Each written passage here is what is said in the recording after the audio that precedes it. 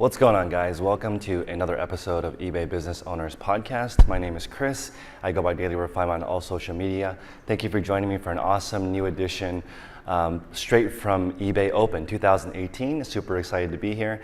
And first off, I want to thank you guys for supporting me on my journey through eBay, sharing all of my reselling adventures over the last year. And it's been great being here live to meet 2,000 sellers in person and so many of eBay's staff and really get to know them. And I'm just going to start off with the keynote that I listened to from Devin, Wenig, the CEO. And it's great to see a CEO sit down with a seller. He was interviewed by a seller.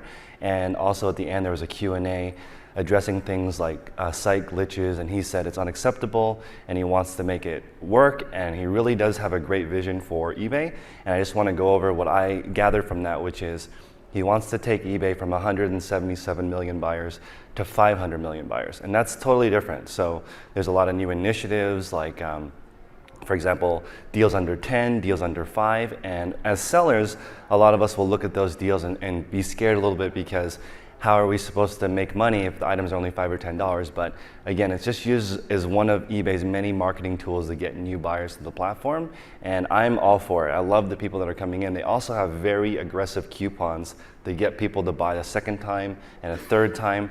And these are things that eBay is doing behind the scenes to grow the buyers. And in the end, 500 million buyers is a lot different than 177. And I don't want Amazon to take over the world. I want eBay to compete. So I'm excited for all these initiatives. And with platforms like Wish, just as an example, guys, I saw LeBron James just moved to the Lakers, and right on the jersey was a Wish logo. I just thought that's incredible that these sites are that nimble to try to capitalize on the attention of people. So eBay's doing the same thing. I'm very excited. And I want to share some of the best tips and tricks I learned from the experience so far. So eBay is now targeting two specific demographics to grow. One is millennials and one is women. And I think this is very powerful, especially since I saw on Poshmark, which is like 90% women. I just came from Posh Party Live. There were 300 people there, 294 women. So I mean, it was crazy compared to eBay. This is pretty much 50-50 from me walking around. And the demographic here is either people from the Instagram or YouTube community, sort of 30 and under, and then a lot of 50 and older. There's like from me walking around and enjoying people's company, there's kind of an age gap. So I think it's important that eBay focuses on the younger generation.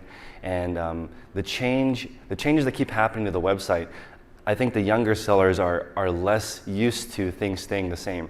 I've been on eBay full-time for a year, and there's been dozens of changes already. I'm just used to it. I'm just rolling with the punches, so I encourage you guys to not take it too seriously. Don't worry too much about what happened. Worry about what you can do.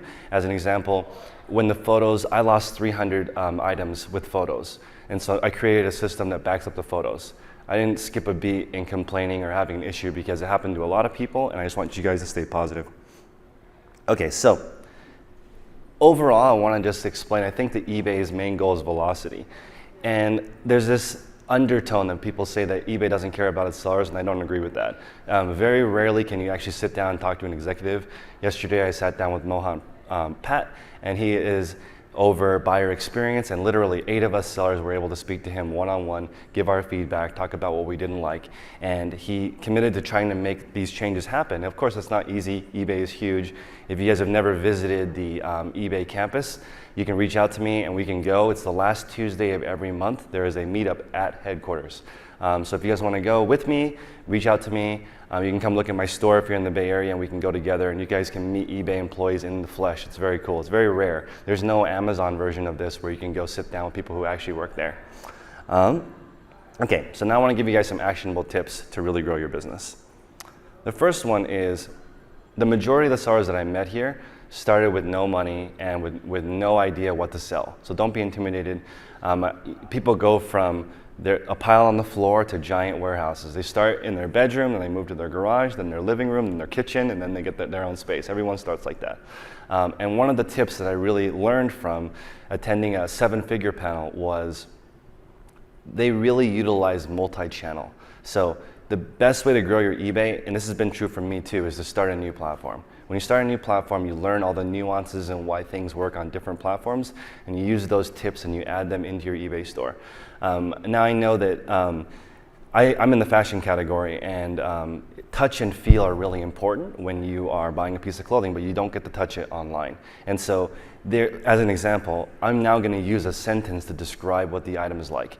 And if for an electronic or an iPad or an iWatch, you don't need to explain like the comfort or how it feels. But if you're going to wear a shirt and say, this is perfect for summer weather, that extra time does matter because people don't get to touch and feel the product. So I learned that from a different platform. I also learned different shipping methods, combined orders. I basically copied Poshmark's shipping policy into my eBay store, and it's been working great. And as an example, it's $6.49 shipping for up to 5 pounds worth of items on Poshmark, so I do the same on eBay. I set up a promotion, so if you buy the second and third item, those items ship for one flat shipping cost. And so this is important, guys, because I'm looking at these platforms, and of course their numbers are different, but I think it was one of the founders of Golf E-Tail. They sell 10,000 items per month. It's awesome. And he was just explaining how it's always changing. Like even at that level, he's constantly sourcing new products. He's constantly revising his listings, improving, learning. And so if you're not, there's people here that, there's even Jack Shang who has a 4 million feedback store. These are the people who are the best and the elite of eBay. They're still here with an open mind to learn things. It's very odd to think that you know it all when you look at the grand scheme of things and how many categories and just how big eBay is. The CEO joked that a lot of these sites, they're growing rapidly, but they really make the same amount of money in a year as eBay does in a day. That's how insane eBay is. It's so big, there's so many verticals. But just stay patient, guys. The next thing is capacity is super key. And I always talk about this, but you need to think about what you can realistically do each week. And you shouldn't move on to the next level until your capacity is reached. So as an example, you may have a full-time job and you want to get your store started. And you have the capacity to list 3 items a day.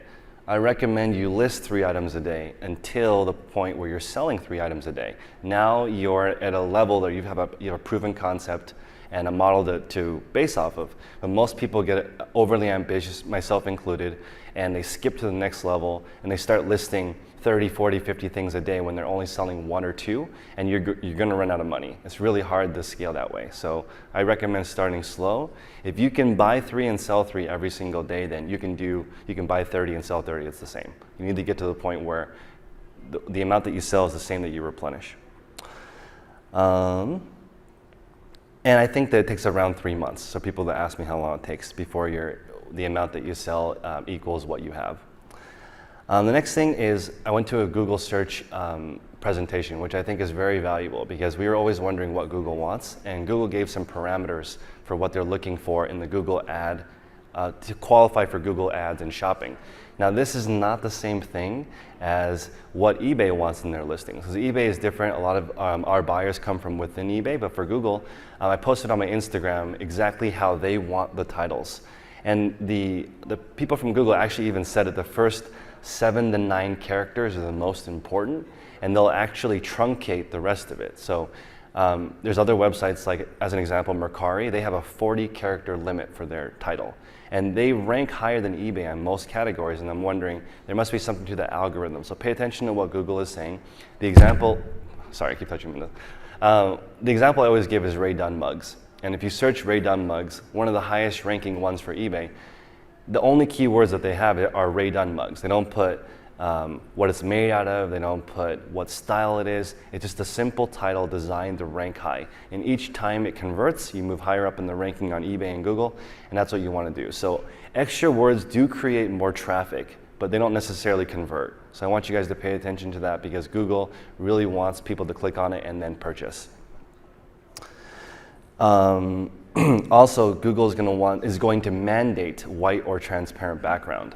So for you guys that are transitioning to that, the video that I have that teaches you how to do photos is bit.ly/pure white photos. You can take a look at how I do it. You can take perfect photos for $10. So you just make sure that you have the right setup and consistency, and if you have a dedicated photography area, it's gonna look a lot better. Okay, now this is gonna sound kind of crazy, but I heard this from multiple large sellers, and it's the idea that you want to align with your competitors. So you're going to find out what category you want to sell, and let's say you want to sell rubber ducks. You find out who is selling rubber ducks on eBay.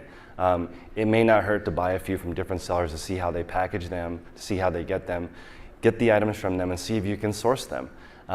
It sounds easier, it sounds too good to be true, but it's really not. Some of these big sellers, they found niches that they wanted to be in. They bought from their competitors, received those items, and then ordered the exact same items from AliExpress or from local US manufactured goods, which is another thing I did not hear online or through a lot of forums, is people always say you need to go online or to China to find products.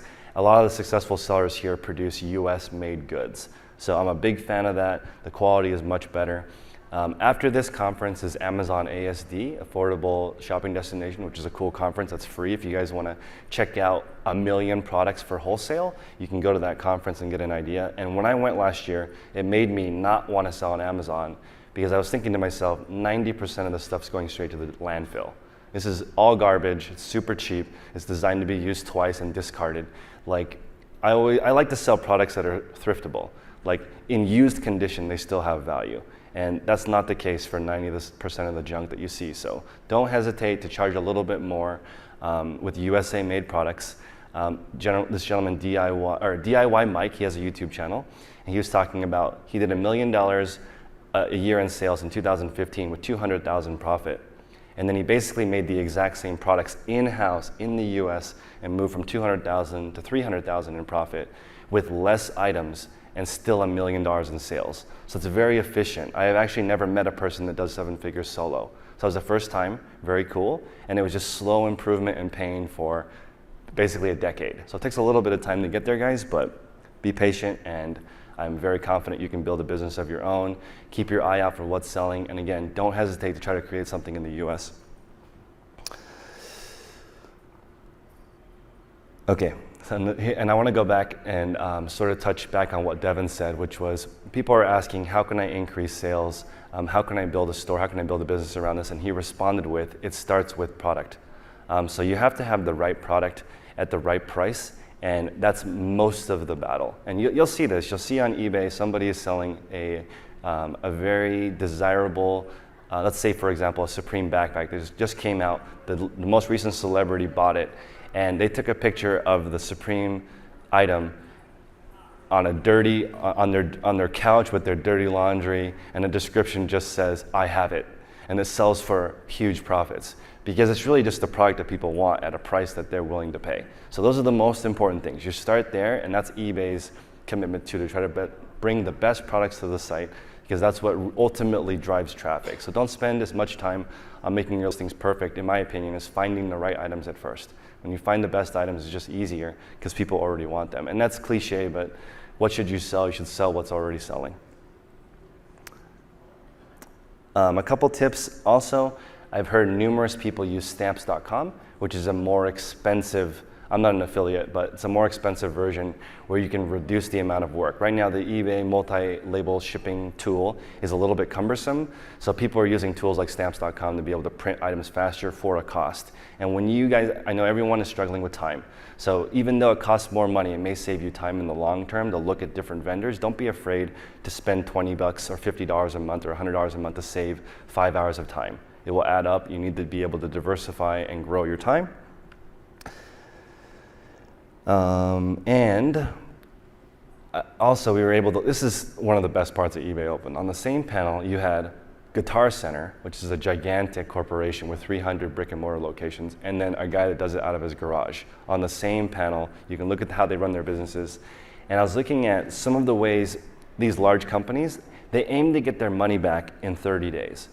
I have never heard that before. That's very fast. That would mean you invest your money into a product, and within 30 days you get your initial investment back. And then they just wait to get the right pricing on it over time. So what that might mean is you get a popular electronic product, and it's selling for $80. Maybe you sell half your inventory $10 below the market to quickly get your initial capital back. Then the rest of them you wait for the full amount and use it to buy something else. I had never heard that before. I thought it was much longer to break even. So that's going to adjust the way I buy things.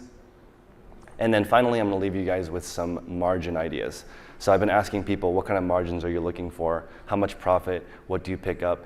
And a general consensus is if you buy wholesale, you're aiming for at least a 20% profit. So you're buying something for 100, you sell for 145, and you net 120, make 20 bucks on that 100.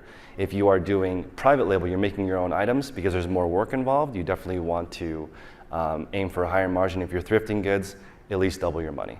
So thanks guys, I appreciate you guys stopping by my channel live from eBay Open. I encourage you guys to come next year, and see you guys soon.